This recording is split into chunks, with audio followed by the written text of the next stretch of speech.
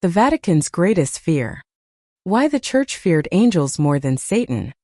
In the deepest vaults of the Vatican, where ancient stone meets whispered prayers and shadows dance between flickering candles, there exists a truth so unsettling that it has remained buried for centuries. While the faithful gather in sunlit cathedrals to sing hymns and seek comfort from above, behind closed doors, the Church's most learned scholars have wrestled with a fear that defies everything we think we know about good and evil. You see, for over 2,000 years, Christianity has painted a clear picture of the cosmic battle between light and darkness. Satan, the fallen angel, tempts humanity with lies and leads souls astray. Angels, those messengers of divine glory, protect the innocent and carry God's word to those who need it most. The lines are drawn. The roles are clear. And believers know exactly who to trust and who to fear. But what if I told you that within the Vatican's most classified archives, a different story emerges? What if the very beings we're taught to welcome with open arms actually caused more sleepless nights among church leaders than the Prince of Darkness himself? What if angels, those radiant messengers of heaven, represented something far more terrifying than any demon could ever be? Today, we're going to pull back the curtain on one of the Catholic Church's most closely guarded secrets. We'll explore why throughout history the Vatican has approached angelic encounters not with joy but with trembling caution. We'll uncover the hidden documents, the suppressed testimonies, and the theological debates that reveal a truth so profound it could shake the very foundations of faith itself. This isn't a story about good versus evil. This is a story about the unknown versus the understood, about power beyond human comprehension, and about why sometimes the light can be more frightening than the darkness. So, settle in because what you're about to discover will forever change how you think about those winged figures painted on church ceilings. The roots of this extraordinary fear stretch back to the very beginning of Christian thought, when the early church fathers first began to grapple with accounts of divine encounters that didn't fit neatly into their theological framework. While Satan's rebellion was clear-cut, predictable, and ultimately contained within God's plan, angels presented a far more complex challenge. Consider the fundamental difference between these two types of supernatural beings from the Church's perspective. Satan, for all his terrifying power, operates within certain boundaries. He tempts, he lies, he deceives, but his methods are consistent, and his goals are transparent. The Church developed extensive knowledge about demonic possession, created rituals for exorcism, and built an entire theology around resisting the devil's influence.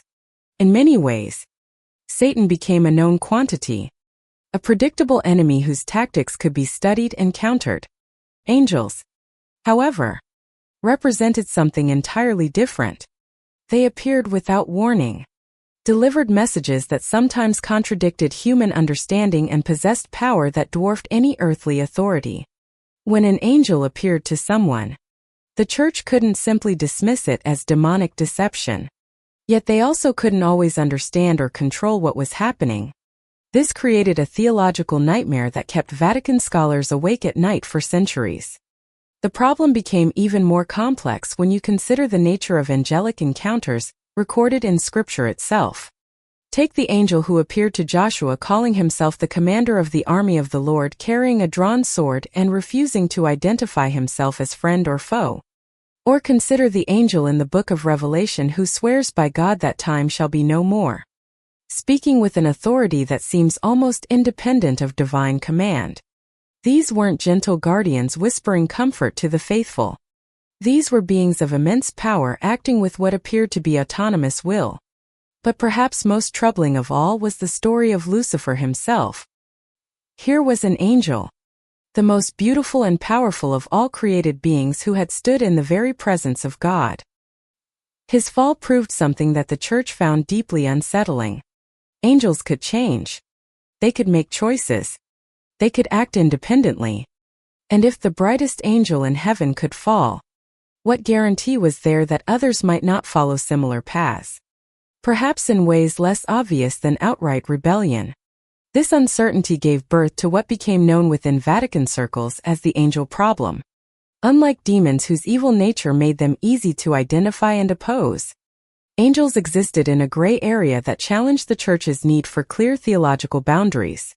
When someone claimed to have encountered an angel, Church authorities faced an impossible dilemma. If they accepted the vision as authentic, they risked endorsing something they couldn't fully understand or control.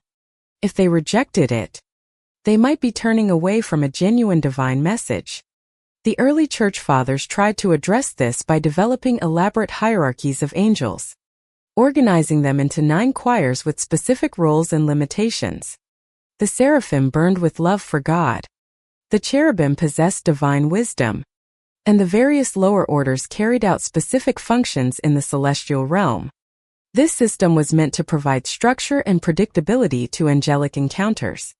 But in practice, it often failed to match the reality of what people reported experiencing. Throughout the medieval period, reports began to accumulate of angelic encounters that didn't fit the established patterns. Monks described visions of radiant beings who gave no names and left no clear messages. Priests reported encounters with luminous figures who seemed to watch rather than communicate. Most disturbing of all were the accounts of angels who appeared to give commands that conflicted with church doctrine or established authority. One particularly troubling category of reports involved what became known as silent angels. These were beings of obvious divine origin who appeared to individuals but communicated nothing at all. They would manifest, observe, and then disappear without explanation. For a church built on the principle of divine revelation through angelic messengers, the existence of angels who didn't deliver messages was profoundly unsettling. What were they watching? What were they waiting for? And why did their presence often leave witnesses feeling not blessed but deeply unsettled? The Vatican's concerns deepened when they realized that these encounters often occurred to individuals who were already considered holy. Saints and mystics reported visions that left them trembling not with joy, but with an overwhelming sense of being judged by something beyond human comprehension. Dreet. Teresa of Avila wrote about angelic encounters that filled her with both ecstasy and terror, describing the experience as being consumed by a fire that revealed every imperfection in her soul. As the Church's documentation of these encounters grew, patterns began to emerge that troubled even the most faithful scholars. Angels didn't always bring comfort. They brought truth. And truth wasn't always gentle. Unlike Satan, who offered appealing lies, angels sometimes delivered realities that were too vast for human minds to process. They revealed glimpses of divine plans that stretched beyond human understanding, showed visions of futures that couldn't be changed, and made demands that challenged the very structure of religious authority. This led to the development of what became known as the discernment problem. How could church authorities distinguish between genuine angelic encounters and other supernatural phenomena? Unlike demonic manifestations, which typically involved clear signs of evil influence, angelic encounters often left behind only questions. The beings appeared holy. Their messages seemed to come from divine sources, but their effects on witnesses were unpredictable and sometimes disturbing. The Church's response was to develop increasingly sophisticated methods for evaluating supernatural encounters.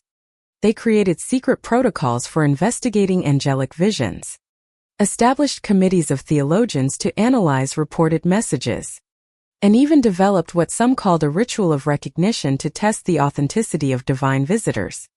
But even with these measures in place, the fundamental problem remained. Angels were simply too powerful and too mysterious to be easily controlled or understood.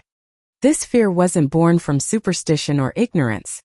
It came from a deep understanding of what angels actually represented according to Christian theology. These weren't cute cherubs or gentle guardians. They were beings of immense power who served as direct agents of divine will. When they appeared, they brought with them the full authority of heaven itself. They could deliver prophecies that changed the course of history, make demands that overrode human authority, and reveal truths that shattered comfortable assumptions about faith and salvation. The Vatican's archives contain countless accounts of church leaders who encountered angels and were forever changed by the experience. Popes who received visions that left them unable to sleep. Bishops who saw divine messengers and never spoke of what they witnessed. And cardinals who reported encounters with beings so powerful that human language couldn't adequately describe them. These weren't stories of comfort and reassurance. They were accounts of mortals coming face to face with the infinite and barely surviving the encounter. What made these experiences even more troubling was their unpredictability. Angels didn't follow human schedules or respect ecclesiastical authority. They appeared when they chose to whom they chose with messages that often bypassed the church's hierarchy entirely. A simple peasant might receive a vision that contradicted years of theological scholarship. A child could be chosen as a messenger while learned priests were ignored. This divine democracy threatened the very structure of religious authority that the church had spent centuries establishing. The fear of angels also stemmed from their role in biblical prophecy and divine judgment. Throughout Scripture, angels served as agents of God's wrath as well as His mercy. They destroyed cities, struck down the proud, and delivered warnings of coming catastrophe. When church leaders contemplated the possibility of angelic visitation, they couldn't ignore the fact that these beings might come not as comforters, but as harbingers of divine displeasure or judgment. This concern became particularly acute during times of crisis within the church. When corruption scandals emerged, when theological disputes threatened unity, or when external pressures mounted, some church leaders worried that angelic intervention might expose their failures or demand changes they weren't prepared to make. The very beings who were supposed to represent divine approval might instead arrive to call the church to account for its shortcomings. As we delve deeper into this hidden history, we'll discover how these fears shaped not just theological doctrine, but the very structure of Catholic teaching about the supernatural. The Church's careful approach to angelic encounters influenced everything from the canonization process for saints to the development of mystical theology. It led to the creation of secret archives, the suppression of certain visions, and the development of protocols that remain classified to this day. The most disturbing aspect of this angelic fear wasn't what these beings might do, but what they might reveal. You see, Satan's temptations were external threats that could be resisted through faith and discipline. But angels brought something far more unsettling. They brought mirrors. When mortals encountered these divine messengers, they didn't just receive heavenly communication. They were forced to confront the full weight of their own spiritual inadequacy. Imagine being a high-ranking church official, comfortable in your authority, and confident in your righteousness, only to find yourself face to face with a being of pure divine light. In that moment, every compromise you've made, every political calculation you've chosen over spiritual truth, every time you've placed institutional preservation above divine will, all of it becomes visible in the presence of absolute holiness. This wasn't persecution from an external enemy. This was revelation from the very source of truth itself. The Vatican's secret archives contain numerous accounts of such encounters, carefully documented and then quietly sealed away. One particularly striking case involves a 15th-century cardinal who claimed to have been visited by an unnamed angel during a crucial papal conclave. According to his private testimony, which wasn't discovered until centuries later, the being appeared not to offer guidance about the papal election, but simply to observe. The cardinal described feeling as though every decision he had ever made was being weighed and measured by an intelligence far beyond human comprehension. What terrified him wasn't the possibility of condemnation. It was the realization that this divine observer possessed complete knowledge of his motivations, his secret doubts, and his political machinations. The angel never spoke, never offered judgment, but its presence revealed to the cardinal the vast gulf between his public righteousness and his private compromises. He emerged from the encounter a changed man, eventually resigning his position and retreating to a monastery where he spent his remaining years in silent contemplation. Stories like this proliferated throughout church history, creating what some Vatican scholars privately called the transparency problem. Angels by their very nature seem to possess the ability to see through the carefully constructed facades that human beings, even holy ones, use to protect themselves from uncomfortable truths. They couldn't be fooled by theological arguments, impressed by ecclesiastical titles, or placated with ritualistic displays of piety. This divine transparency created a unique form of terror that Satan, for all his power, could never match. When faced with demonic temptation, a person could take refuge in prayer, sacraments, and the support of the church community. But when confronted with angelic truth-telling, there was nowhere to hide. The very institutions and practices that provided protection against evil offered no shelter from the penetrating gaze of absolute holiness. The church's fear deepened when they began to notice patterns in how angels chose their human contacts. Unlike the predictable hierarchy of ecclesiastical authority, divine messengers seemed to deliberately bypass official channels. They appeared to peasant children in remote villages, spoke to hermits in isolated caves, and manifested before simple believers who had no formal theological training. This divine democracy threatened the very concept of religious authority that the Church had spent centuries establishing. Consider the implications. If God could communicate directly with anyone at any time without regard for church hierarchy, what did that mean for the institution's role as the exclusive mediator between heaven and earth? When a shepherd girl in a distant province claimed to have received detailed theological revelations from an angel, how could church authorities respond without either validating the bypass of their authority or risking the rejection of genuine divine communication? This dilemma became even more complex when angelic messages sometimes contradicted established church doctrine or challenged existing power structures. Throughout history, there were numerous cases of individuals claiming to have received divine instructions that called for reforms, corrections, or changes in church practices. These weren't the obvious heresies that could be easily dismissed, but rather subtle challenges to the status quo that came wrapped in the unassailable authority of heavenly origin. Or more. One particularly troubling category involved what came to be known as prophetic angels, divine messengers who appeared to warn of future catastrophes or call for immediate repentance. Unlike Satan's lies about future glory or present pleasure, these angelic prophecies often proved uncomfortably accurate. They predicted wars, plagues, and social upheavals with disturbing precision, creating a crisis of credibility for church leaders who had either ignored or suppressed the original warnings. The most famous example occurred in the early 20th century when 3 children in Fatima, Portugal, claimed to have received visits from both an angel and the Virgin Mary. While the church eventually approved these apparitions, the initial response was one of extreme caution and even fear. The messages contained warnings about future wars, calls for specific prayers and practices, and revelations about the spiritual state of the world that made church authorities deeply uncomfortable.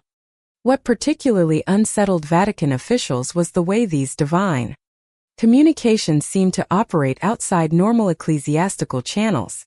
The children received detailed theological information they couldn't have learned through conventional means, were given prophecies about future events that later proved accurate, and displayed knowledge of spiritual matters that surpassed that of trained theologians. This divine education bypassed centuries of carefully constructed church teaching methods and challenged the very concept of religious authority based on formal training and institutional position. The fear wasn't just about losing control.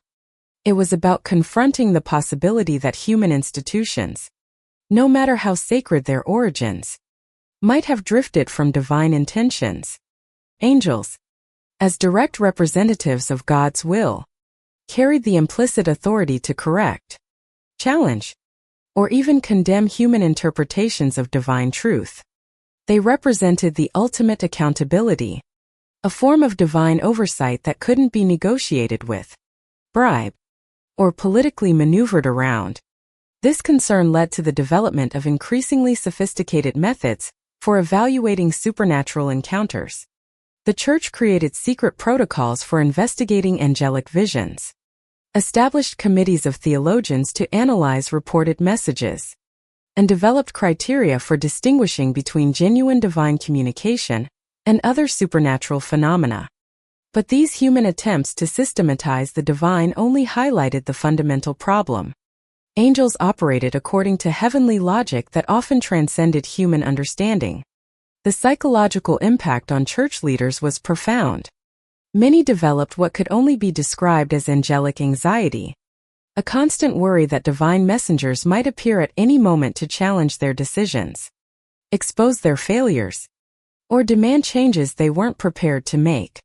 This wasn't the healthy fear of God that theology encouraged, but rather a paralyzing terror of being found wanting by beings whose standards were literally beyond human comprehension. Some Vatican officials began to pray not for angelic visitations, but for protection from them. They developed elaborate theological arguments about why certain types of divine communication might be dangerous or inappropriate for human recipients. They created bureaucratic procedures designed to slow down the recognition of supernatural phenomena, hoping to minimize the disruptive potential of angelic encounters. This institutional response revealed something profound about the nature of religious authority and human psychology. While the Church publicly celebrated angelic messengers as blessings from heaven, privately it struggled with the implications of divine communication that bypassed earthly authority. The very beings who validated the Church's theological claims also threatened its institutional control over religious experience. The irony was inescapable. An institution founded on divine revelation had become afraid of receiving new revelations. The Church that proclaimed itself the bride of Christ feared the arrival of heaven's messengers. The guardians of sacred tradition trembled at the possibility of divine innovation. In their attempt to preserve and protect the faith, they had inadvertently created barriers against the very supernatural encounters that had originally given birth to their mission. This fear extended beyond individual encounters to encompass broader theological questions about the nature of divine communication itself. If angels could appear to anyone anywhere with messages that challenged human understanding, what did that mean for the stability of religious doctrine? How could the Church maintain theological consistency while remaining open to divine revelation that might transcend current understanding? These questions became particularly acute during periods of social and intellectual upheaval, when new ideas challenged traditional worldviews and established authorities. The possibility that divine messengers might validate revolutionary concepts or support social changes that threatened church interests created a climate of spiritual anxiety that permeated the highest levels of Vatican leadership. The fear of angels thus became intertwined with broader concerns about change, authority, and the relationship between divine will and human institutions. It reflected a fundamental tension between the Church's role as guardian of eternal truth and its existence as a temporal organization subject to all the limitations and compromises that earthly existence required. As we continue to explore this hidden history, we'll discover how these fears shape not just individual encounters with the divine, but the very structure of Catholic teaching about the supernatural realm. The Church's complex relationship with angelic messengers influenced everything from the canonization of saints to the development of mystical theology, creating a legacy of caution that continues to influence Vatican policy to this day. The most chilling aspect of the Vatican's angelic encounters wasn't what these beings said, but what they chose not to say. Throughout the medieval period, reports began accumulating of what church scholars privately termed watchers, luminous figures who appeared at crucial moments in history, observed silently, and then vanished without delivering any comprehensible message. These weren't the communicative angels of biblical tradition, but something far more unsettling. Divine observers whose very presence suggested that heaven was keeping score. One of the most documented cases occurred during the Council of Constance in 1417, when the Church was struggling to resolve the Western schism that had split Catholic authority between multiple competing popes. According to sealed records discovered centuries later, several council members reported seeing identical figures of light standing at the edges of their deliberations. These beings never interfered, never spoke, but their presence created such unease among the delegates that some sessions had to be moved to different locations. What made these encounters particularly disturbing was their timing. The silent watchers appeared precisely during moments when church leaders were making decisions that prioritized political expediency over spiritual integrity. It was as if heaven had sent observers to witness and perhaps record the compromises being made in God's name. The psychological impact was devastating. How do you negotiate in politics when you suspect that divine witnesses are documenting every moral shortcut? This pattern of silent observation became a recurring nightmare for church leadership. Unlike Satan's active temptations, which could be resisted and overcome, these angelic witnesses offered no opportunity for spiritual combat or redemption. They simply watched, their presence serving as a constant reminder that human actions were being evaluated according to standards that transcended earthly understanding. The Vatican's response was to develop what became known as the Protocol of Sacred Silence, a set of procedures for handling encounters with non-communicative divine beings. These guidelines, which remain classified to this day, reportedly include methods for distinguishing between genuine angelic observation and other supernatural phenomena, as well as protocols for continuing official business when divine witnesses are believed to be present. But the Church's fear of angels extended far beyond these passive observers. Historical records reveal an even more terrifying category of encounters: angels who actively intervened in human affairs without clear divine authorization. These weren't the obedient messengers of popular theology, but beings who seemed to possess their own agenda, operating according to some cosmic plan that human authorities couldn't access or understand. The most disturbing example emerged from the archives of the Papal States during the Renaissance.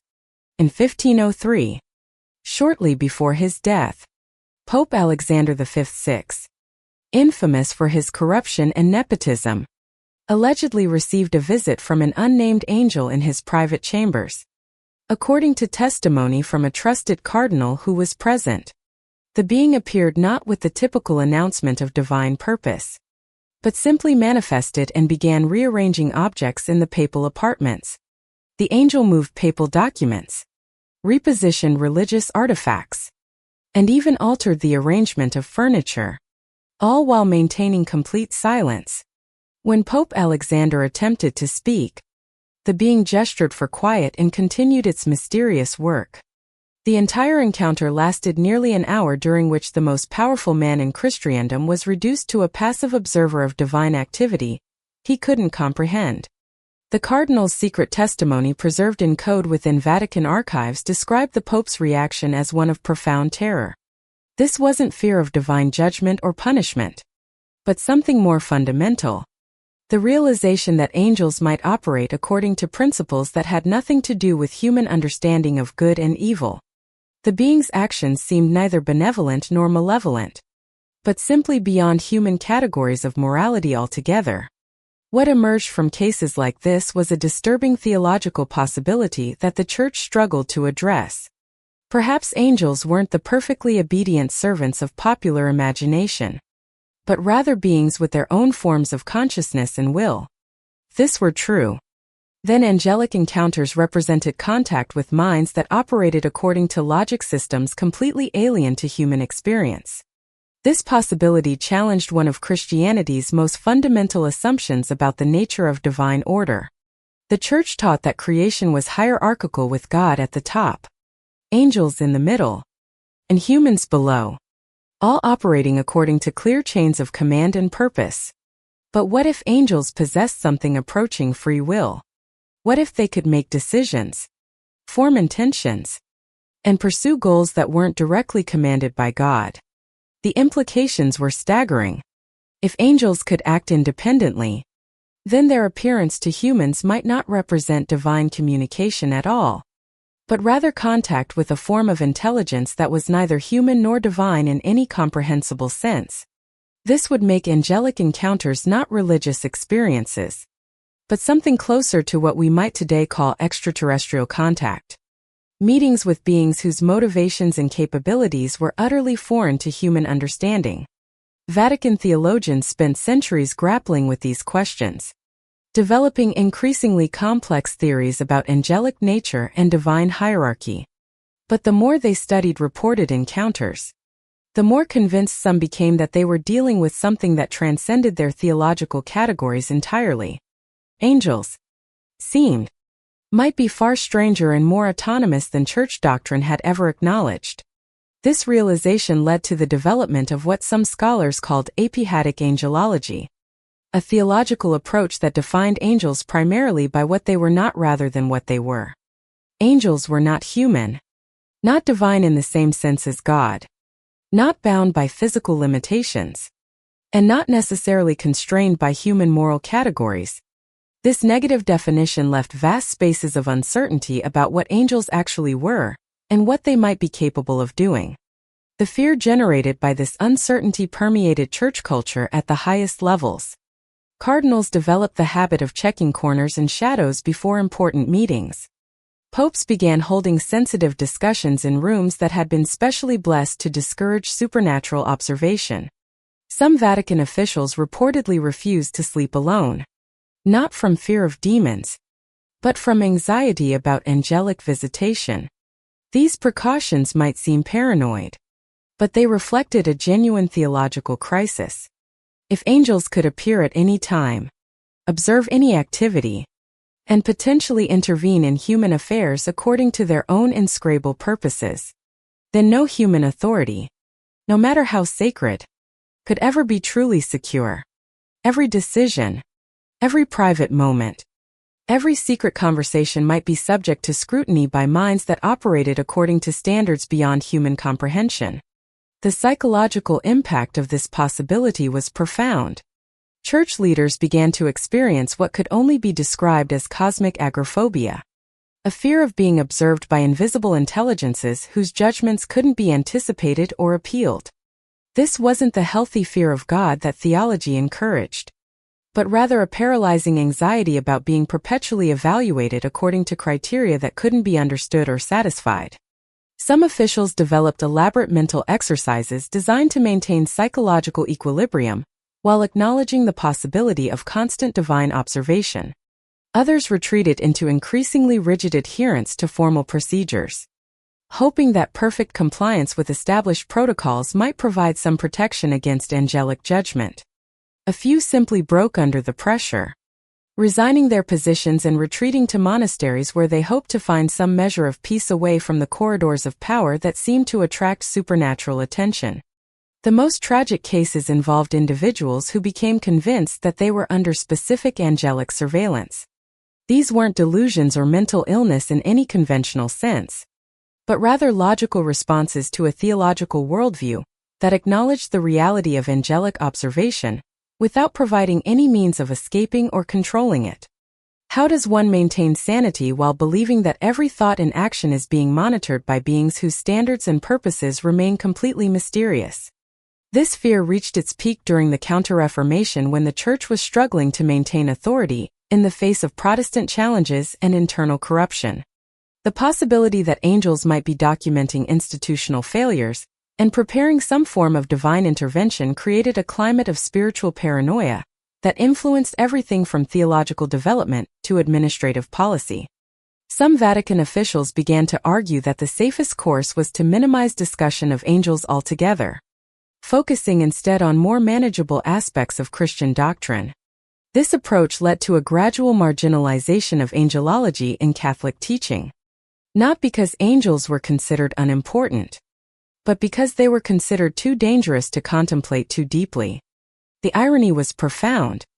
A church that had been founded on divine revelation was becoming afraid of receiving new revelations. The institution that claimed to represent heaven on earth was developing strategies to avoid heavenly contact. The guardians of angelic tradition were quietly hoping that the angels would leave them alone. This institutional anxiety created lasting changes in Catholic culture and practice. The elaborate angelology of the medieval period gave way to more cautious and limited discussions of angelic nature. Mystical experiences were subjected to increasingly rigorous scrutiny, with church authorities developing sophisticated criteria for distinguishing between acceptable and dangerous forms of supernatural encounter.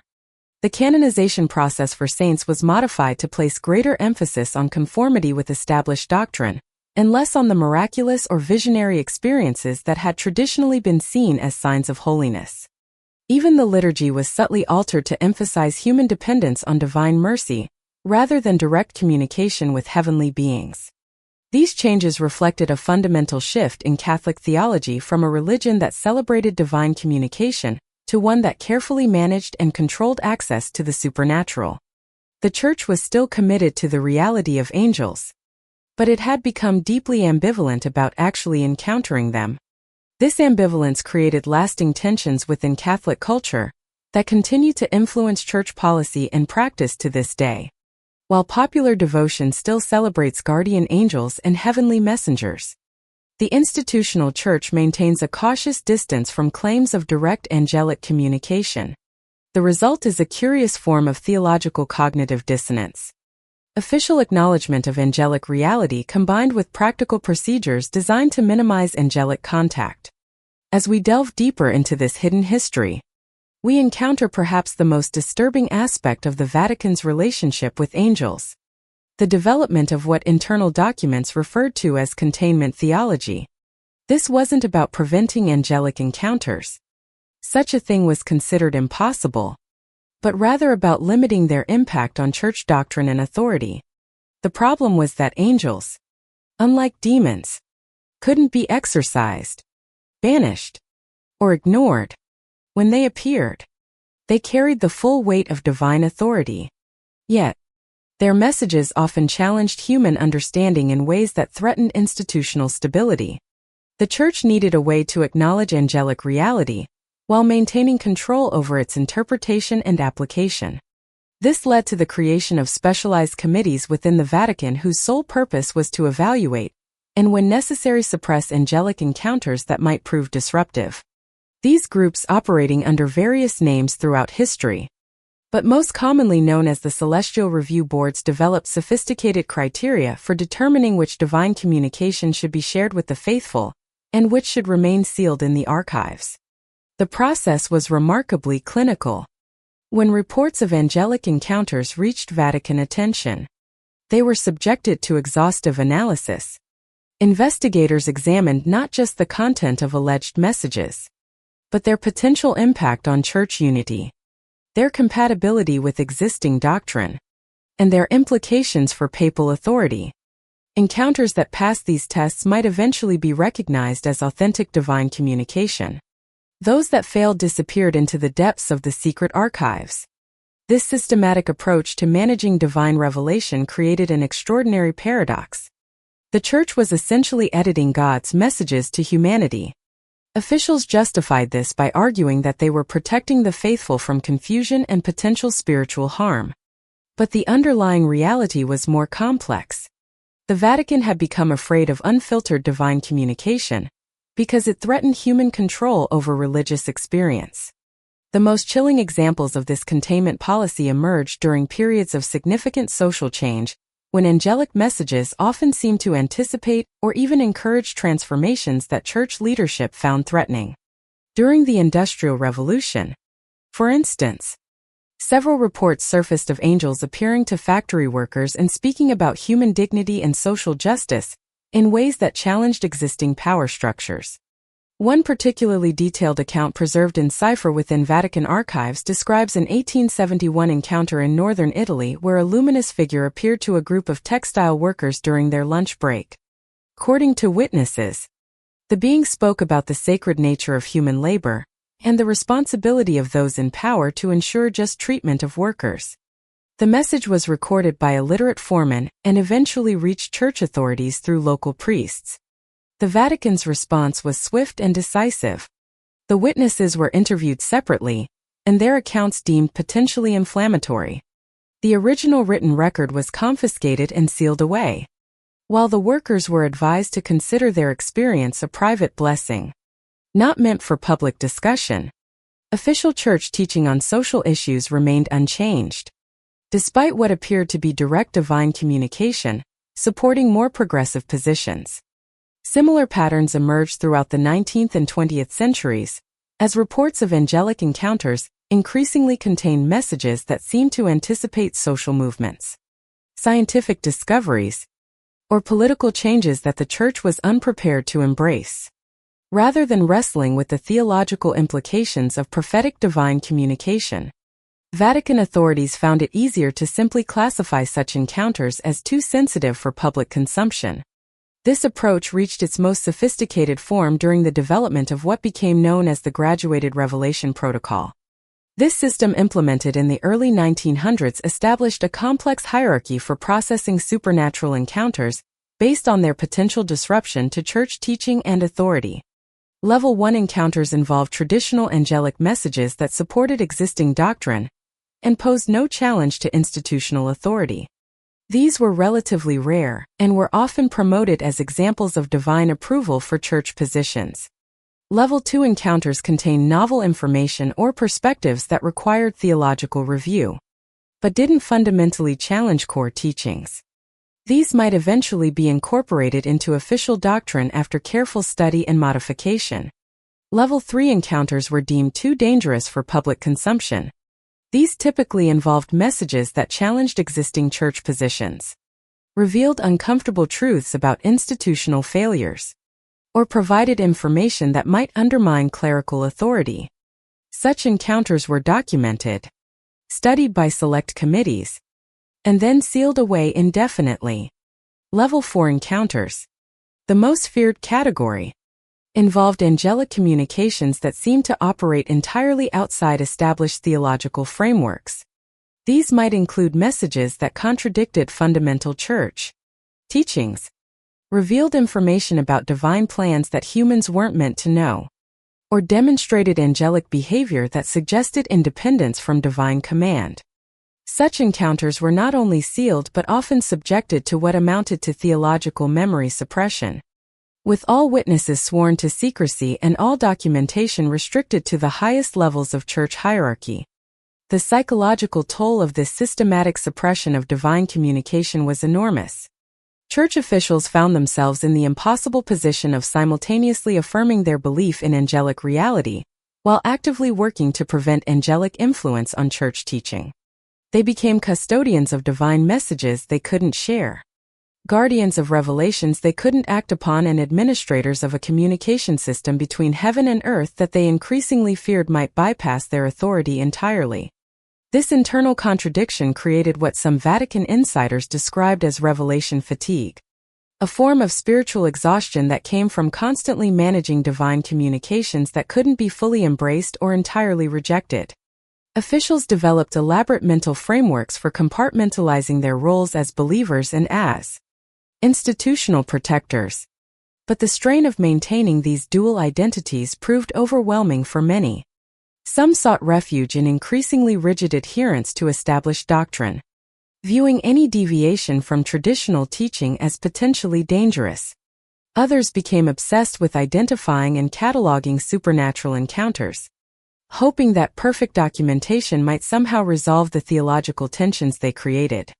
A few simply abandoned their positions, unable to reconcile their personal faith with their institutional responsibilities. The most tragic cases involved individuals who became convinced that their suppression of angelic communications constituted a form of spiritual betrayal.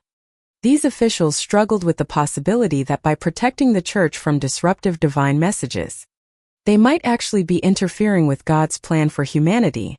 Some developed elaborate theological justifications for their actions, while others fell into periods of profound spiritual crisis that ended their careers, and in some cases their faith itself. The containment theology that emerged from these struggles represented one of the most sophisticated attempts in religious history to manage divine revelation. It involved complex philosophical arguments about the nature of divine communication, elaborate bureaucratic procedures for processing supernatural encounters, and sophisticated psychological techniques for maintaining institutional stability in the face of potentially disruptive divine intervention. Yet for all its intellectual sophistication, this system failed to address the fundamental problem that had given rise to it.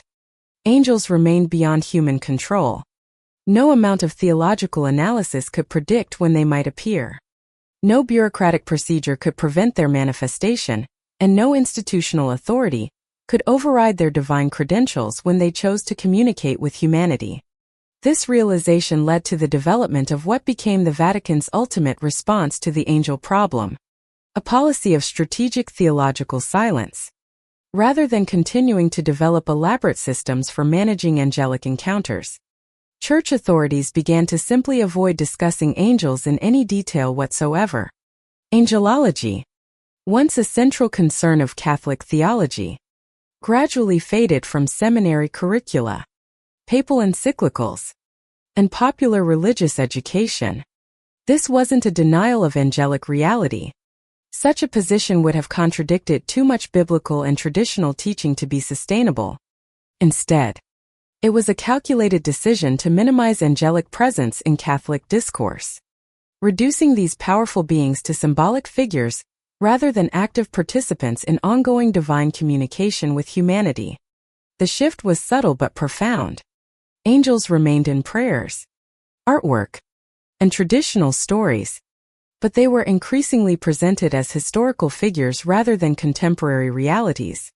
The guardian angel devotions that had been central to Catholic piety were maintained, but emphasis shifted from direct communication with these beings to more general prayers for their protection and guidance. This theological retreat represented a remarkable transformation in Catholic teaching. A religion that had been built on divine revelation through angelic messengers had evolved into one that actively discouraged expectations of ongoing angelic communication.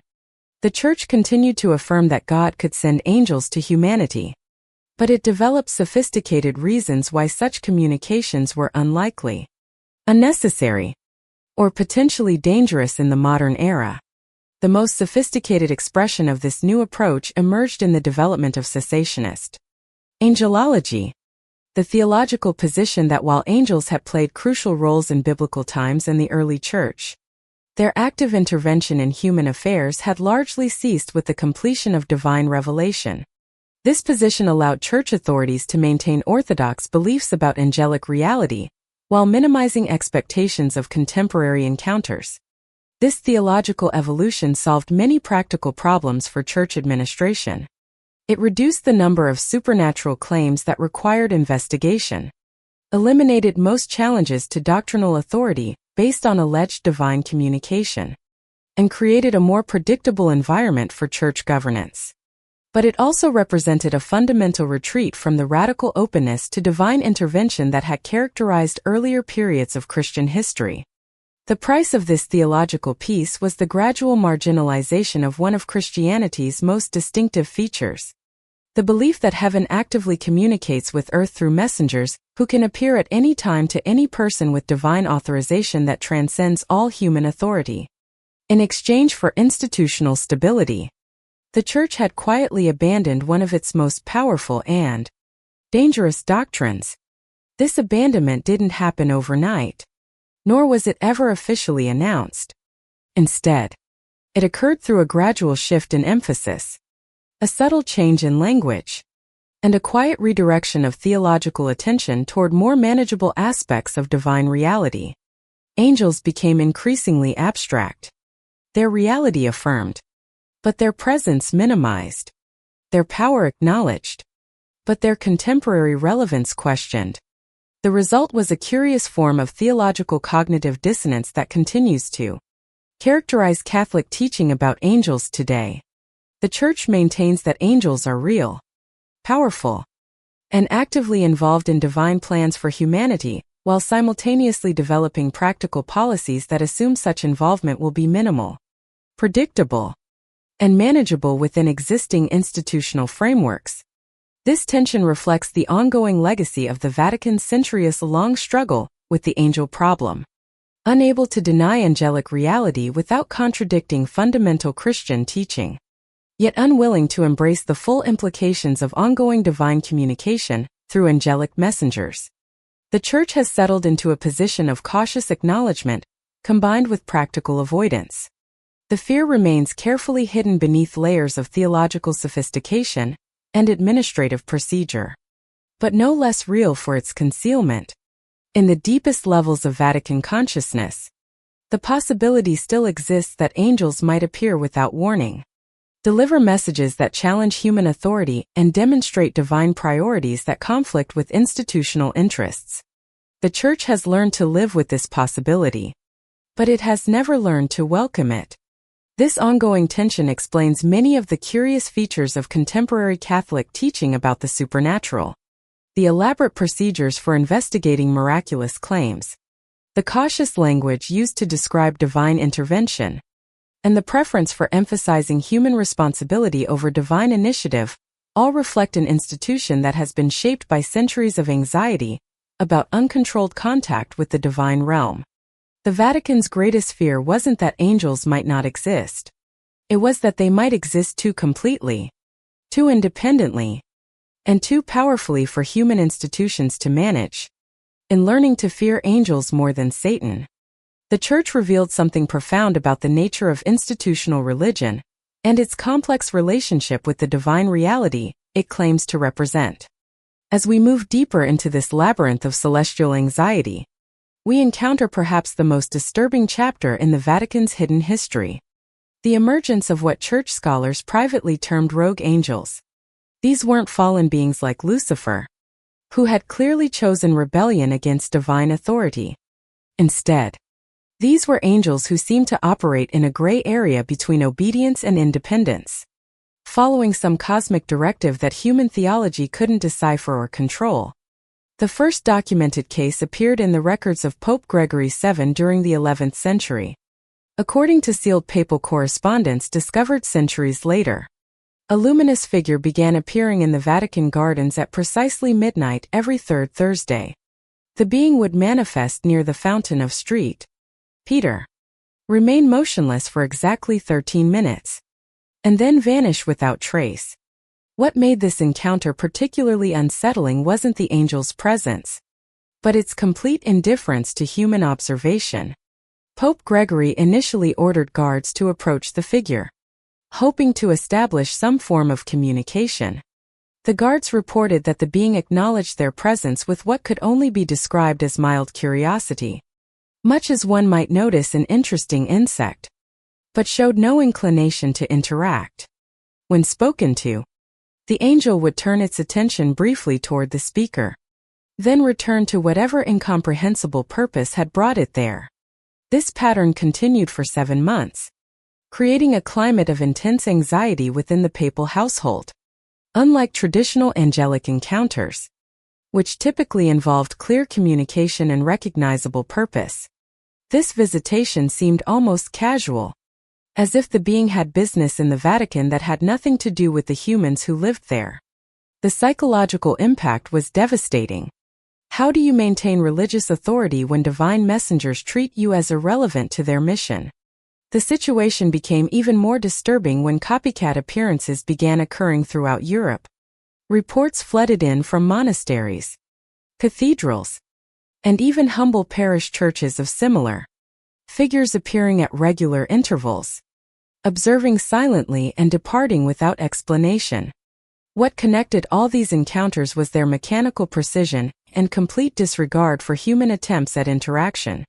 Church investigators who studied these reports noticed a pattern that chilled them to the bone. The angels weren't appearing randomly. They were conducting what could only be described as a survey. They manifested at religious sites, observed for specific durations, and moved on according to some predetermined schedule that suggested a vast intelligence-gathering operation spanning the entire Christian world. The implications were staggering. If angels were systematically documenting the state of the Church, what were they preparing for? Were they conducting an audit of human spiritual progress? Were they gathering evidence for some form of divine judgment? Or were they simply collecting information for purposes that transcended human understanding entirely? Vatican theologians worked frantically to develop theories that could explain this unprecedented phenomenon. Some suggested that the angels were testing human faith, observing how believers would respond to divine presence that offered no comfort or guidance. Others proposed that they were conducting reconnaissance for a future divine intervention that would require detailed knowledge of earthly conditions. The most disturbing theory came from a Benedictine scholar who suggested that these weren't reconnaissance missions at all, but rather something closer to what we might today call quality control inspections. Perhaps heaven was conducting periodic reviews of its earthly operations. And these angels were divine auditors checking to ensure that the church was fulfilling its intended function. This possibility kept church leaders awake at night. If angels were evaluating institutional performance according to divine standards, what might their reports contain? How would heaven judge the political compromises, financial arrangements, and theological accommodations that seem necessary for the church's earthly survival, but might appear as betrayals when viewed from an eternal perspective? The fear intensified when several high-ranking church officials reported dreams of vast celestial bureaucracies, where angels compiled detailed reports about human religious institutions. These weren't nightmares in any conventional sense, but rather visions of cosmic administrative systems that reduced earthly religious authority to data points in incomprehensible divine spreadsheets. One particularly detailed account came from Cardinal Benedetto Chittani, who later became Pope Boniface VIII. In his private journal, he described a recurring dream in which he stood before a council of luminous beings who possessed detailed knowledge of every decision he had ever made in his ecclesiastical career. They didn't judge or condemn. They simply recorded with the same dispassionate precision that a clerk might use to inventory warehouse supplies. What made these dreams so unsettling wasn't their content, but their tone. The angels displayed neither approval nor disapproval, but rather a kind of professional interest that suggested they were gathering information for purposes that had nothing to do with human salvation or damnation. They seemed to view earthly religious institutions as phenomena to be studied rather than divine partnerships to be celebrated. This shift in perceived angelic purpose marked a crucial turning point in Vatican theology.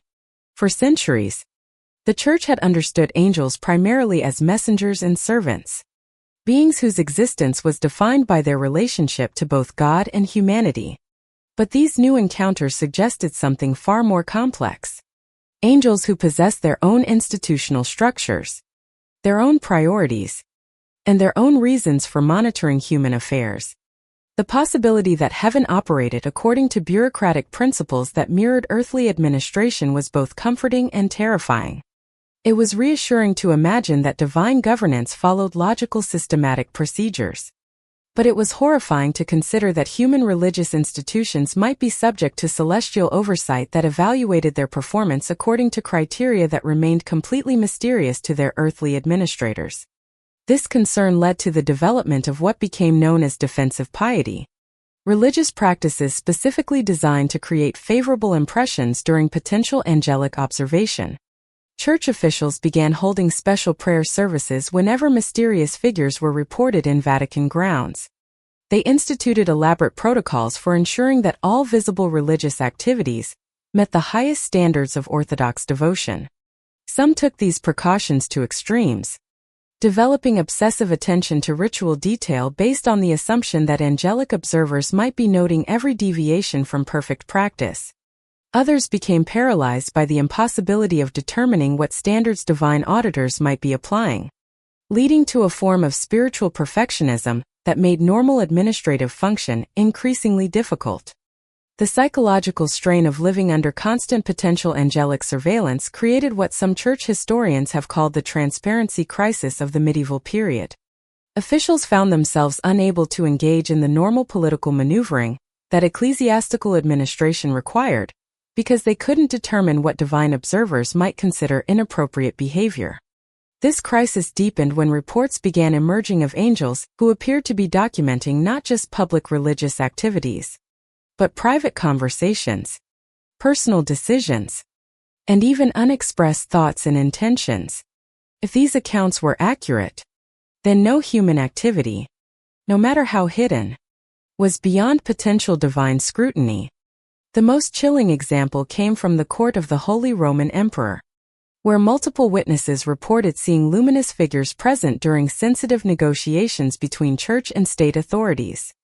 These beings didn't interfere with the proceedings, but their presence suggested that detailed records of these political arrangements were being maintained in some celestial archive. The implications for church-state relations were enormous. How could ecclesiastical authorities negotiate temporal compromises when divine observers might be recording every concession as evidence of spiritual failure? How could they balance earthly pragmatism with heavenly idealism when the standards for judgment remained completely unknown? These concerns led to the development of increasingly complex theories about angelic hierarchy and divine administration. Church scholars spent enormous intellectual energy trying to determine which types of angels might be involved in earthly surveillance, what their reporting relationships might be, and how information gathered on earth might be processed and utilized in heaven. The most sophisticated attempt to understand these phenomena came from Thomas Aquinas, whose systematic angelology tried to create a comprehensive framework for understanding divine-human interaction. But even Aquinas's brilliant analysis left enormous gaps in knowledge about angelic motivation and celestial administration that continue to generate anxiety among church leadership. The fear reached its peak during the Avenue Papacy when the Church's political subjugation to French interests created widespread concern about how such arrangements might appear to divine observers. Officials worried that angelic reports might characterize the papal court's relocation as a betrayal of spiritual independence, regardless of the practical necessities that had made the move seem advisable. During this period, several popes reported private encounters with angels who seemed to be conducting what could only be described as exit interviews, detailed questioning about decisions, motivations, and future intentions that felt more like administrative review than spiritual guidance. These encounters left the papal participants deeply unsettled, not because they involved condemnation or judgment, but because they suggested that earthly religious leadership was being evaluated according to management principles that transcended human understanding. The most detailed account came from Pope Clement V, who described a visitation in which an unnamed angel spent 3 hours reviewing his decisions regarding church finances, political alliances, and administrative appointments.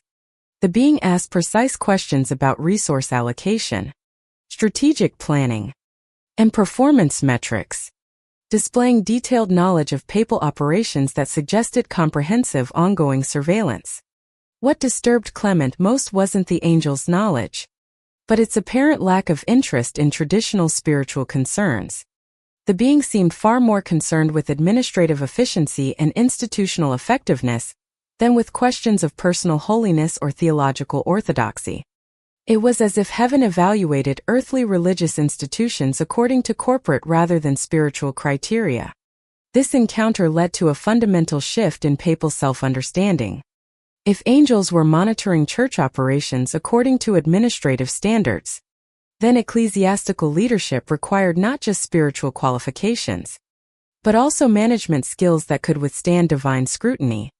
The implications for clerical training, institutional organization, and church governance were profound and lasting. The fear of angelic administrative review became so pervasive that it began influencing church policy at every level. Decisions were evaluated not just for their theological soundness or pastoral benefit, but for how they might appear in hypothetical celestial reports. Officials developed elaborate justification systems for every action, creating paper trails that could demonstrate proper procedure and sound reasoning to potential divine auditors. This obsession with documentation created its own problems as church archives became clogged with defensive explanations for routine decisions. The bureaucratization of divine accountability led to an exponential increase in administrative overhead, as officials spent enormous time and energy creating records that might never be examined by human eyes, but could potentially be reviewed by angelic observers. The most tragic consequence was the gradual displacement of spontaneous spiritual insight by systematic administrative procedure. Church leaders became so focused on maintaining proper documentation and following established protocols that they lost much of their capacity for the kind of inspired decision-making that had characterized earlier periods of church history. This transformation reflected a fundamental shift in how the church understood its relationship with heavenship, instead of seeing itself as a community of believers guided by divine inspiration. It began to function more like a corporation subject to celestial oversight. The change was subtle but profound, affecting everything from pastoral care to theological development. The fear of angelic surveillance also influenced the Church's approach to reform and innovation. Officials became reluctant to implement changes that might be difficult to justify to divine auditors, leading to increasing institutional conservatism and resistance to adaptation. The possibility that angels might interpret innovation as deviation from divine plan created a climate of theological timidity that persisted for centuries. This conservative drift was reinforced by the development of what became known as precedent theology, the belief that practices and policies that had existed for extended periods without apparent divine intervention must represent acceptable approaches to church governance. If angels had been monitoring these activities without objection, then continuing them seemed safer than risking change that might attract unwanted celestial attention. The result was a gradual calcification of church structure and practice that made adaptation to changing historical circumstances increasingly difficult. The institution that had once demonstrated remarkable flexibility in spreading across diverse cultures and adapting to various political systems became increasingly rigid and defensive, motivated more by fear of angelic disapproval than by confidence in divine guidance. This transformation revealed something profound about the relationship between fear and faith in institutional religion. When the Church's primary concern shifted from seeking divine will to avoiding divine displeasure, it fundamentally altered the character of Christian leadership and the nature of ecclesiastical decision-making. The most ironic consequence was that in trying to avoid angelic judgment, church leaders gradually lost their capacity for the kind of bold spiritual leadership that had originally attracted divine attention and support. The institution became so focused on managing its relationship with heaven that it forgot how to be guided by heavenly vision. This defensive posture created a self-reinforcing cycle of spiritual timidity that made genuine encounter with the divine increasingly unlikely. By prioritizing safety over sanctity, the Church inadvertently created conditions that made authentic angelic visitation less rather than more probable. The legacy of this transformation continues to influence Catholic institutional culture today. The elaborate procedures for investigating supernatural claims, the cautious language used to describe divine intervention, and the preference for emphasizing human responsibility over divine initiative, all reflect an institution that learned to fear heavenly attention rather than seek it. Yet the original problem remained unresolved. Angels continue to appear, observe, and operate according to their own mysterious purposes, regardless of human attempts to predict, control, or avoid them. The Church's defensive strategies provided psychological comfort, but offered no real protection against the fundamental uncertainty that angelic reality introduced into human religious experience. This ongoing tension between institutional security and divine unpredictability represents one of the most enduring challenges in Christian theology. How does a human organization maintain stability and continuity while remaining open to divine intervention that might demand radical change or uncomfortable accountability? The Vatican's response to this dilemma shaped not just Catholic doctrine, but the entire trajectory of Western Christianity's relationship with the supernatural. By learning to fear angels more than Satan, the Church revealed something crucial about the nature of institutional religion and its complex, often troubled relationship with the divine reality it claims to serve. As we approach the climax of this hidden history, we encounter the most closely guarded secret in Vatican archives. Evidence that the Church's fear of angels may have been justified in ways that its leaders never fully understood. The beings they encountered may indeed have been conducting the kind of cosmic audit that Church officials suspected, but for reasons that transcend any human theological framework. The most disturbing revelation emerged from a series of documents discovered in 1978 during renovations of the Apostolic Palace. Hidden behind a false wall in what had once been Pope Innocent VI's private study, workers uncovered a metal container bearing the papal seal and a warning inscribed in Latin to be opened only when the watchers return. Inside lay 13 parchments, each bearing the testimony of a different pope spanning nearly 4 centuries, all describing encounters with the same mysterious figure. The accounts were remarkably consistent despite being written by men who lived generations apart. Each pope described meeting a tall, luminous being who appeared without announcement in their private chambers. Always between the hours of 3 and 4 in the morning. The figure never spoke, but somehow conveyed complex information directly into the papal mind, leaving behind detailed knowledge about future events, hidden truths about church history, and most disturbing of all, precise assessments of each pope's spiritual condition. What made these testimonies so unsettling wasn't just their similarity, but their accuracy. Pope Julius II's account written in 1508 contained detailed predictions about the Protestant Reformation that wouldn't begin for another 9 years.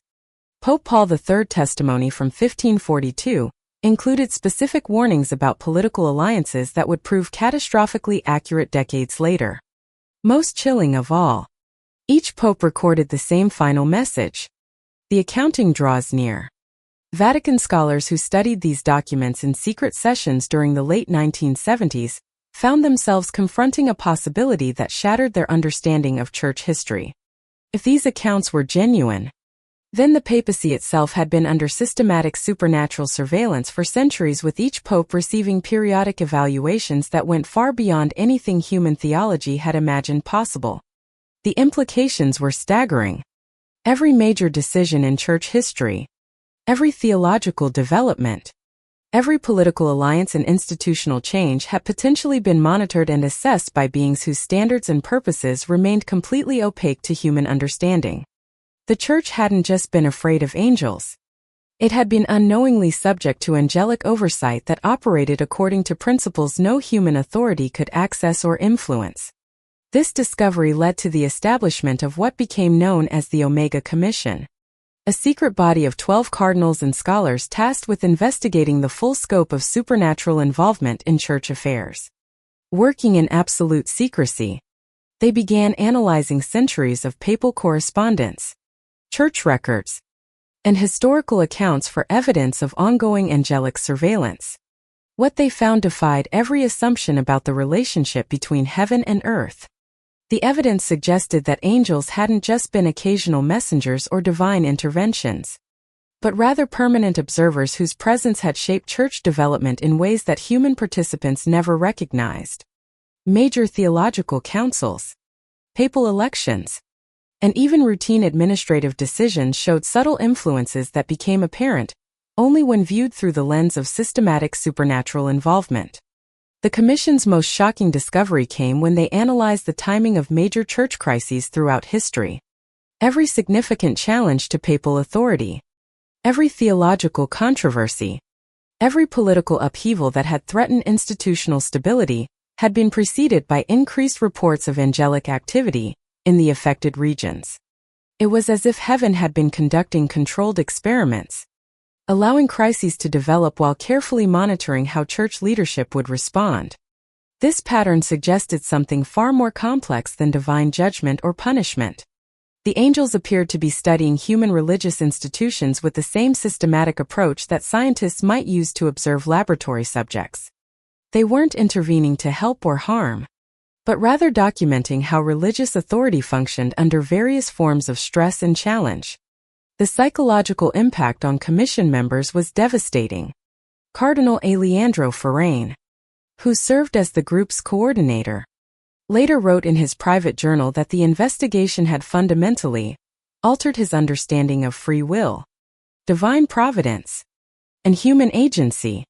If church leaders had been unknowingly participating in celestial experiments for centuries, what did that mean for the authenticity of their faith, the validity of their decisions, and the legitimacy of their authority?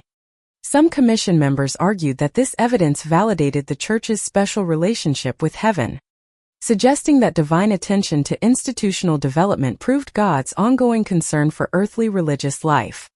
But others found the implications deeply troubling.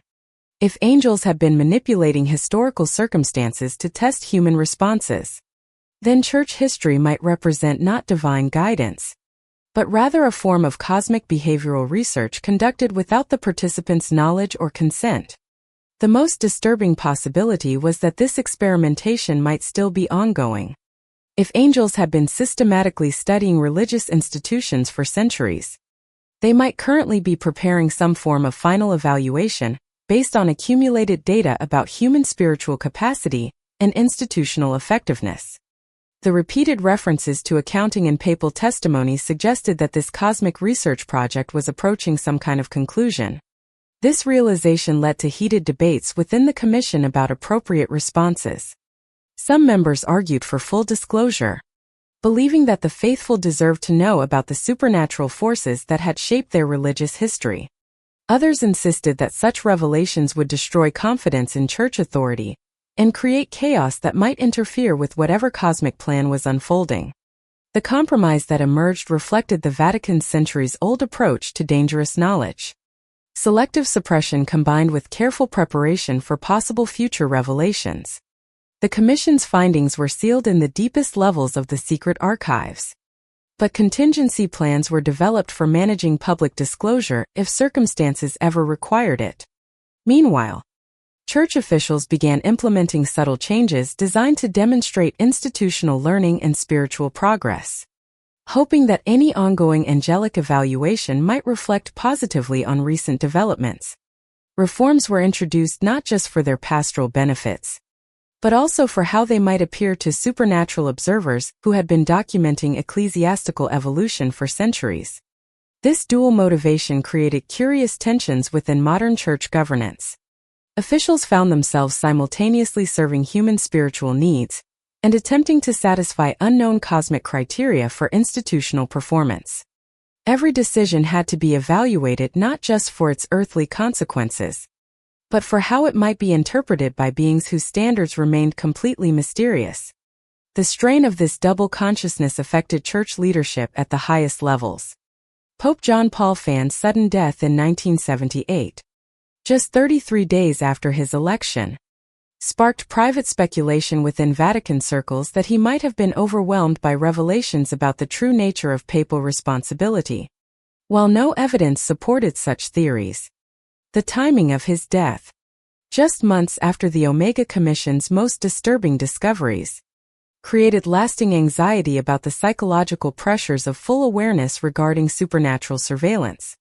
His successor, John Paul II, reportedly received extensive briefings about the Commission's findings, but chose to interpret them through a framework of divine providence rather than cosmic experimentation. This theological reframing allowed him to maintain functional leadership while acknowledging the reality of ongoing supernatural involvement in church affairs. The approach proved effective for managing institutional anxiety, but it didn't resolve the fundamental questions raised by the evidence. If angels had indeed been conducting systematic evaluation of religious institutions, their purposes remained as mysterious as ever. The Church could document their presence, analyze their patterns, and speculate about their intentions, but it couldn't access the cosmic perspective that would make sense of centuries of supernatural observation. This limitation became particularly frustrating during the late 20th century, as social and technological changes created unprecedented challenges for religious authority. Church leaders found themselves making decisions about issues that had no historical precedent, with no way of knowing how their choices might be evaluated by observers whose standards had been shaped by centuries of institutional monitoring. The development of global communication networks, the rise of secular ideologies, and the increasing diversity of human spiritual expression created conditions that traditional theology struggled to address. If angels had been studying religious institutions to understand their adaptive capacity, the modern era represented the ultimate test of everything they had learned about human spiritual potential. Some Vatican officials began to wonder whether the apparent acceleration of social change might itself reflect angelic influence, as if supernatural observers were deliberately creating more complex challenges to test institutional resilience and spiritual authenticity. This possibility transformed every contemporary crisis into a potential examination, with church responses being evaluated according to criteria that remained hidden from human understanding. The fear that had originally focused on individual angelic encounters now expanded to encompass the entire historical process. If heaven had been conducting long-term experiments in human spiritual development, then every believer, Every religious institution and every theological insight might represent data points in a cosmic research project, whose conclusions could reshape the relationship between divine and human reality. This expanded perspective made traditional approaches to church governance increasingly inadequate.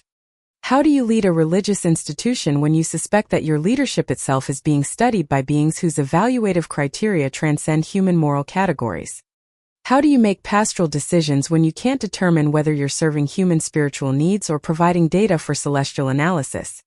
The questions multiplied without resolution, creating a climate of theological uncertainty that permeated Vatican culture at every level. Officials developed elaborate protocols for managing this uncertainty, but they couldn't eliminate the fundamental anxiety that came from recognizing the limits of human knowledge about divine purposes and supernatural involvement in earthly affairs. The most profound consequence was a gradual shift in how church leaders understood their role in cosmic history. Instead of seeing themselves as active participants in divine plans, many began to feel more like subjects in supernatural experiments whose purpose and duration remained completely unknown to them. This shift from agency to observation fundamentally altered the psychology of religious leadership and the nature of ecclesiastical decision. The irony was complete. An institution that had spent centuries fearing direct encounters with angels now discovered that they had been living under constant angelic observation without ever realizing it. The beings they had tried to avoid had been present all along, not as occasional visitors, but as permanent researchers studying every aspect of human religious behavior and institutional development. This revelation transformed the Vatican's relationship with the supernatural from active fear to passive acceptance. There was no point in trying to avoid angelic attention when such attention had been constant throughout church history. The only remaining question was how to live and lead authentically, while acknowledging the reality of cosmic observation, whose purposes might forever remain beyond human comprehension. The acceptance brought its own form of peace but also a deeper form of humility. Church leaders learned to hold their authority lightly, recognizing that their decisions and their institution itself might be temporary phenomena in a much larger cosmic narrative that they could never fully understand.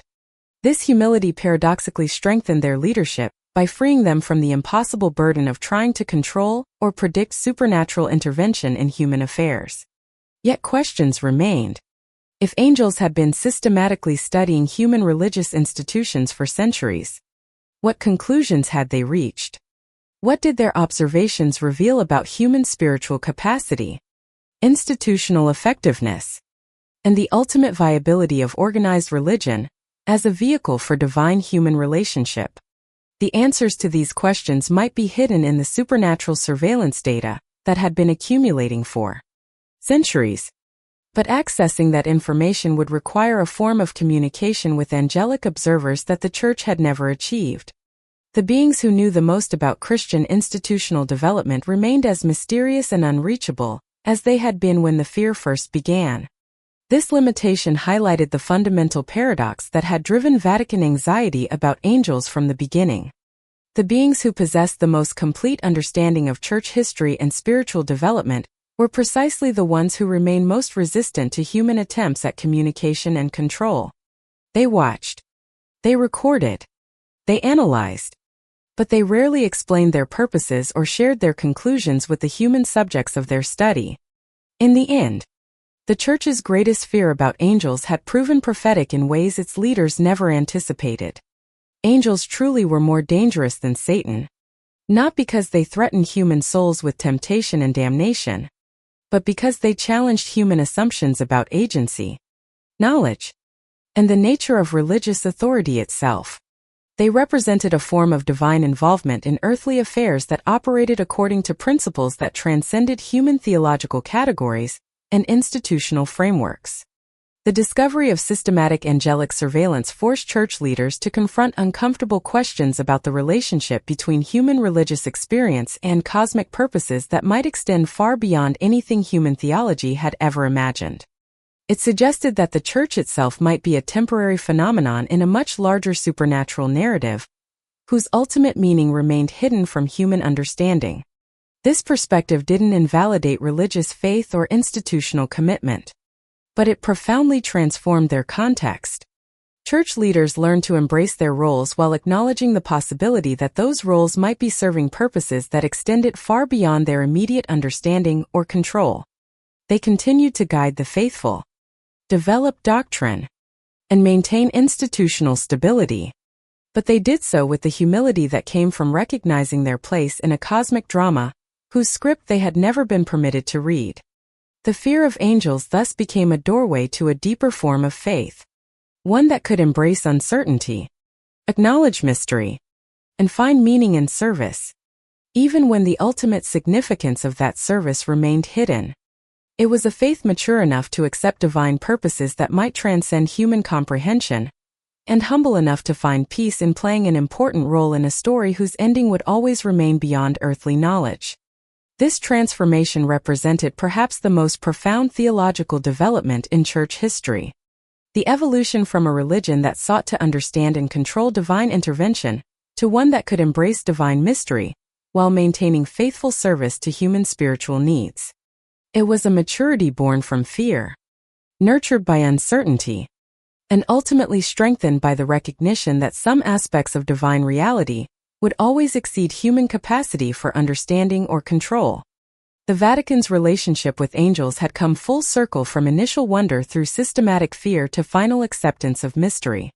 The Church had learned that its greatest supernatural challenges came not from beings who opposed divine will, but from those who served purposes so vast and complex that human institutions could never fully comprehend or contain them.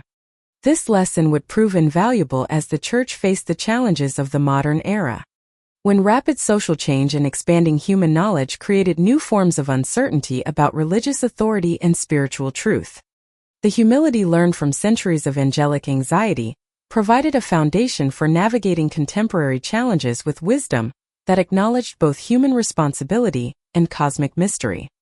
The fear of angels had taught the Church something that no other experience could have provided: the recognition that divine reality extends far beyond human understanding, and that faithful service to that reality requires the courage to act wisely, while acknowledging the limits of human knowledge about ultimate purposes and cosmic plans.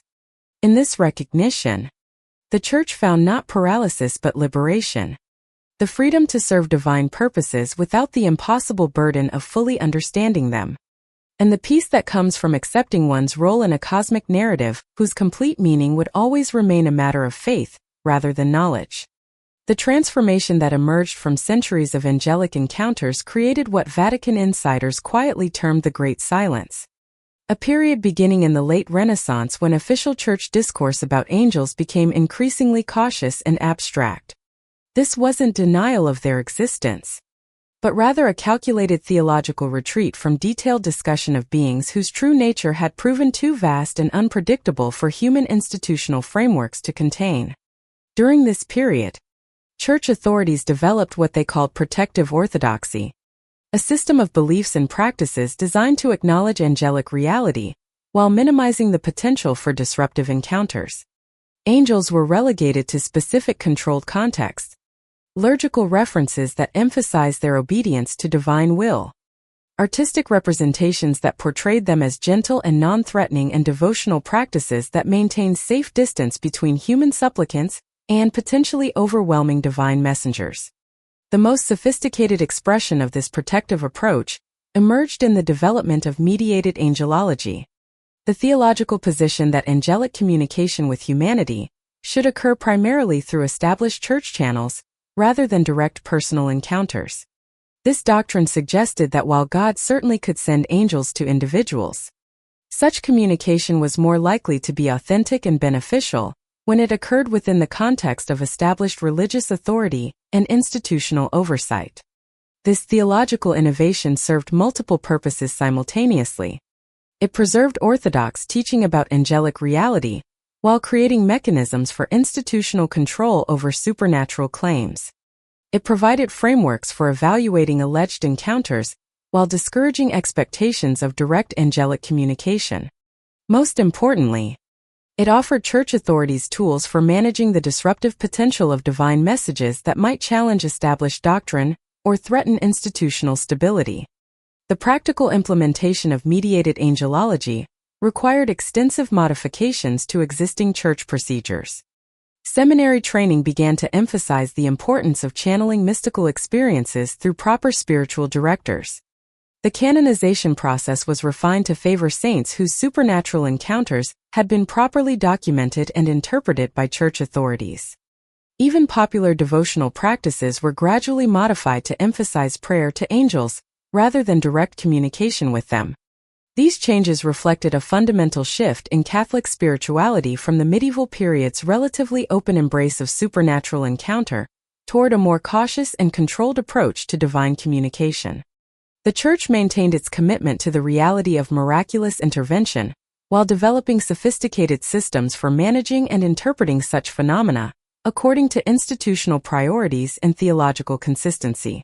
The psychological impact of this transformation on church leadership was profound. Officials who had once lived in constant anxiety about unpredictable angelic encounters gradually developed confidence in their ability to maintain spiritual authenticity, while avoiding the institutional disruption that uncontrolled supernatural communication might create. The protective frameworks provided psychological comfort, while preserving orthodox teaching about divine involvement in earthly affairs. Yet beneath this carefully constructed theological calm, the fundamental questions that had generated centuries of anxiety remained unresolved. The Church had developed better methods for managing angelic encounters, but it hadn't eliminated the underlying reality that had made such management necessary. Angels continued to exist, continued to observe, and presumably continued to serve divine purposes that transcended human understanding or control.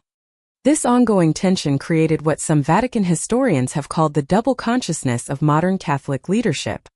The simultaneous awareness of supernatural realities combined with practical commitment to institutional stability and predictable governance. Church authorities learned to operate effectively within human organizational frameworks, while maintaining theological openness to divine intervention that might at any moment transcend or override those frameworks. The most remarkable aspect of this adaptation was its success in maintaining both institutional functionality and spiritual authenticity. The Church continued to serve the pastoral needs of the faithful, while preserving space for genuine encounter with divine mystery. It developed administrative competence while avoiding the spiritual sterility that might have resulted from complete bureaucratization of religious experience. This balance required constant vigilance and sophisticated theological navigation. Church leaders had to remain sensitive to authentic supernatural manifestations, while avoiding the chaos that might result from accepting every claim of divine communication. They needed to preserve institutional authority, while acknowledging that ultimate authority belonged to divine sources that might choose to bypass human hierarchies entirely. The challenges became particularly acute during periods of rapid social change, when traditional approaches to church governance faced unprecedented pressures. The Industrial Revolution, the rise of democratic ideologies, and the development of modern scientific understanding created new contexts for religious authority that had no historical precedent in church experience. During these transitions, some church leaders privately wondered whether the apparent acceleration of social change might itself reflect supernatural influence. If angels had been studying human institutional development for centuries, the modern era's rapid transformations could represent a kind of final examination of everything they had learned about human spiritual capacity and adaptability. This possibility transformed contemporary challenges into potential tests of ecclesiastical wisdom and spiritual maturity. Every decision about how to respond to scientific discoveries, political movements, or cultural innovations carried the weight of potential cosmic significance. Church leaders found themselves making choices that might be evaluated not just by human standards, but by supernatural observers whose criteria remained completely unknown. The burden of this responsibility led to the development of increasingly sophisticated decision-making processes designed to ensure that church policies could withstand scrutiny from both earthly and heavenly perspectives. Officials began to evaluate proposed actions not just for their immediate practical benefits, but for their consistency with long-term spiritual principles that might prove more important than temporary institutional advantages. This approach required a form of moral courage that went far beyond conventional administrative competence. Church leaders had to be willing to make decisions based on spiritual convictions rather than political calculations, even when the full consequences of such choices might not become apparent for generations. They needed to balance immediate pastoral needs with ultimate spiritual purposes that might extend far beyond any human timeline for evaluation or reward. The most profound consequence of this heightened awareness was a gradual transformation in how church leaders understood their relationship to history and divine providence. Instead of seeing themselves as masters of institutional destiny, many began to understand their roles as stewards of spiritual resources whose ultimate significance might only be revealed through cosmic perspectives they could never access during their earthly tenure. This stewardship mentality encouraged longer-term thinking about church policies and spiritual development. Officials became more willing to invest in initiatives whose benefits might not become apparent for decades or centuries. They developed greater tolerance for apparent inefficiency in pursuit of spiritual authenticity that might prove more valuable than immediate practical success. The shift also encouraged greater humility about the limits of human knowledge regarding divine purposes and supernatural involvement in earthly affairs. Church leaders learned to hold their convictions firmly, while remaining open to correction from sources that might transcend their current understanding. This combination of commitment and flexibility proved invaluable for navigating the complex challenges of modern religious leadership. Perhaps most importantly, the centuries-long struggle with angelic anxiety taught the Church that institutional survival required not the elimination of divine mystery, but rather the development of organizational cultures that could embrace uncertainty while maintaining faithful service to ultimate spiritual purposes. The ability to function effectively while acknowledging the limits of human knowledge became a defining characteristic of mature religious leadership.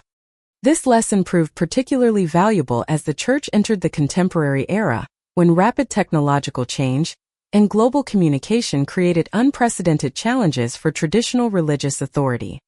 The humility and flexibility developed through centuries of managing supernatural uncertainty provided essential resources for adapting to modern conditions while preserving core spiritual commitments. The Vatican's experience with angelic encounters thus became a kind of preparation for the broader challenges of maintaining religious relevance in an increasingly complex and rapidly changing world. The institutional wisdom developed through managing divine mystery proved applicable to navigating secular mysteries as well. From scientific discoveries that challenged traditional worldviews to social movements that demanded new forms of moral reasoning. This adaptability reflected one of the most important lessons learned from centuries of angelic anxiety. That authentic spiritual leadership requires the courage to embrace uncertainty, while maintaining faithful commitment to ultimate purposes that might always remain partially hidden from human understanding. The Church had discovered that its greatest strength lay not in controlling divine communication, but in developing the spiritual maturity to serve divine purposes, even when those purposes exceeded human comprehension. The fear of angels had thus become a pathway to wisdom, a hard-won understanding that divine reality extends far beyond human institutional frameworks, and that faithful service to that reality requires both humble recognition of human limitations and confident commitment to spiritual principles that transcend immediate practical considerations. This wisdom would prove invaluable as the Church faced the challenges of the 21st century when globalization, technological innovation, and cultural pluralism created new forms of uncertainty about religious authority and spiritual truth. The lessons learned from managing supernatural mystery provided essential resources for navigating contemporary challenges, while maintaining authentic commitment to the eternal spiritual purposes that had always defined the Church's ultimate mission. The legacy of centuries spent fearing angels more than Satan had evolved into something unexpected, a form of institutional wisdom that could embrace divine mystery while maintaining effective service to human spiritual needs. It was a maturity born from anxiety, nurtured by uncertainty, and ultimately strengthened by the recognition that some aspects of divine reality would always exceed human capacity for understanding or control. This recognition didn't diminish the Church's commitment to its mission. but rather deepened its appreciation for the cosmic significance of faithful service to purposes that might extend far beyond any earthly measure of success or failure. The institution that had once trembled before unpredictable divine messengers had learned to find peace in serving a divine reality whose full nature would always remain a matter of faith rather than complete knowledge. In this transformation, the Vatican's greatest fear had become the source of its greatest wisdom. The understanding that authentic religious authority flows not from human control over divine communication, but from humble willingness to serve divine purposes that transcend all human institutional frameworks. It was a lesson that would continue to guide the Church as it faced whatever supernatural mysteries and earthly challenges the future might hold. The angels meanwhile continued their eternal watch, present but unseen, observing but rarely intervening, serving purposes that remained as mysterious as they had been when the fear first began. Their silence had become a form of mercy, allowing human institutions to develop the spiritual maturity necessary to serve divine purposes without being overwhelmed by the full weight of cosmic responsibility that such service ultimately entailed. In learning to fear angels more than Satan, the Church had discovered something profound about the nature of divine reality and human spiritual capacity. It had found that the greatest challenges to faith come not from forces that oppose divine will, but from encounters with divine truth that exceed human ability to fully comprehend or contain. And in that discovery, it had found not paralysis but liberation, the freedom to serve faithfully while acknowledging the ultimate mystery of the divine reality it was called to represent on earth. The transformation was complete, but the questions remained. As we close this exploration into one of the Vatican's most guarded secrets, we must confront the uncomfortable truth that has emerged from centuries of hidden documents, suppressed testimonies, and theological anxiety that reach the highest levels of church hierarchy. The Church's fear of angels wasn't born from superstition or medieval ignorance. It emerged from a profound theological crisis that challenged the very foundations of religious authority. When divine messengers appeared without warning, delivered messages that bypassed ecclesiastical channels, and demonstrated powers that no human institution could predict or control, they revealed something that church leaders found more terrifying than any demonic threat: the possibility that divine reality operates according to principles that transcend human understanding entirely. Satan, for all his malevolence, represented a known quantity. His methods were predictable, his goals transparent, his influence resistible through established spiritual practices. The Church developed elaborate systems for combating demonic influence: exorcism rituals, protective prayers, theological frameworks that clearly distinguish between good and evil. These tools provided both practical solutions and psychological comfort, offering believers concrete methods for resisting supernatural threats. But angels offered no such comfort. They arrived with divine authority that couldn't be questioned.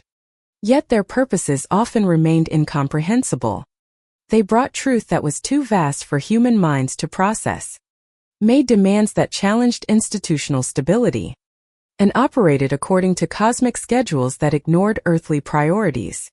Most disturbing of all, they seemed to possess their own forms of consciousness and will, suggesting that divine messengers might not always be the perfectly obedient servants that popular theology described.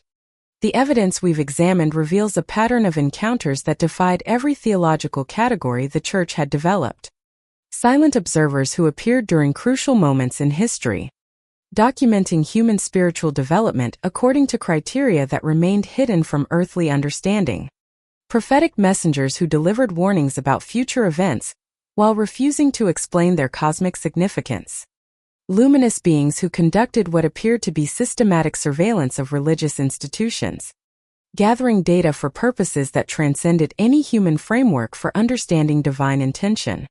These encounters forced church leaders to confront the possibility that human religious institutions, no matter how sacred their origins, might be subject to forms of divine oversight that operated entirely outside human control or comprehension. The Vatican's elaborate systems for managing spiritual authority meant nothing when confronted with beings who possessed direct access to divine knowledge and could override any human decision with unquestionable supernatural credentials. The psychological impact was devastating. Church officials found themselves living under constant potential observation by intelligences whose standards for evaluation remained completely mysterious. Every decision, every compromise, every political calculation that seemed necessary for institutional survival might be recorded and judged according to cosmic criteria that bore no relationship to earthly measures of success or failure. This awareness transformed the nature of ecclesiastical leadership from confident authority to anxious stewardship. Officials learned to make decisions while acknowledging that their understanding of divine will might be incomplete. Their institutional priorities might be misguided, and their entire approach to religious governance might be subject to correction by supernatural forces that could appear at any moment without warning or explanation. The fear deepened when church authorities realized that angelic encounters often seemed to anticipate or even encourage historical changes that challenged established religious structures. Divine messengers appeared to individuals outside the ecclesiastical hierarchy, validated spiritual insights that bypassed official theological development, and sometimes delivered messages that directly contradicted institutional positions on important matters of faith and practice. This pattern suggested something that kept Vatican officials awake at night: the possibility that heaven's priorities might not always align with earthly religious institutions' understanding of divine will. If angels served cosmic purposes that transcended human theological frameworks, then even the most sincere attempts to serve God might be evaluated according to standards that no earthly authority could access or satisfy. The Church's response evolved over centuries, from active fear to strategic management to ultimate acceptance of mystery. Officials developed sophisticated systems for evaluating supernatural encounters, created theological frameworks for distinguishing between authentic and potentially dangerous divine communications, and established protocols for maintaining institutional stability while remaining theoretically open to divine intervention. And so we return to where we began, in those shadowed vaults beneath the Vatican, where ancient stone holds more than just whispered prayers and flickering candle light. We return with the knowledge that sometimes the most profound truths are the ones that institutions work hardest to hide. Not from malice, but from a recognition that some realities are too vast for human frameworks to contain. The Vatican's fear of angels revealed something that no other supernatural encounter could have taught: that the greatest challenges to faith don't come from forces that oppose divine will, but from divine messengers whose purposes transcend human understanding entirely. In learning to fear the light more than the darkness, the Church discovered that authentic spiritual authority requires not the control of divine communication, but the humility to serve divine purposes that may forever remain beyond earthly comprehension. Today, as you pass beneath cathedral arches or glimpse those painted figures on chapel ceilings, remember that their silence isn't absence. It's mercy. The angels watch still, patient and mysterious, serving purposes as vast as the cosmos itself. And perhaps that's exactly as it should be. Some mysteries aren't meant to be solved, only witnessed. Some truths are too luminous for human eyes to bear directly. And sometimes the wisest response to the infinite is simply to serve faithfully, while acknowledging that the full story will always remain hidden in the space between earth and heaven, where light itself casts shadows too deep for any earthly institution to illuminate.